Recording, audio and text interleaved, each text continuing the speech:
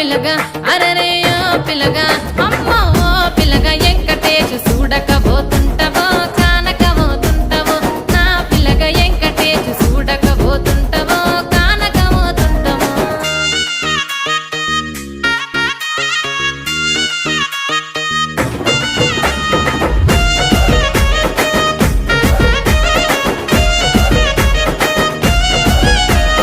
మన ఊరిలో నన్ను మించే అందమెవరికున్నదో అందగత్తె నేను రో ఆస్తి పాస్తులెన్ని ఉన్న నిన్నే కోరుకుంటా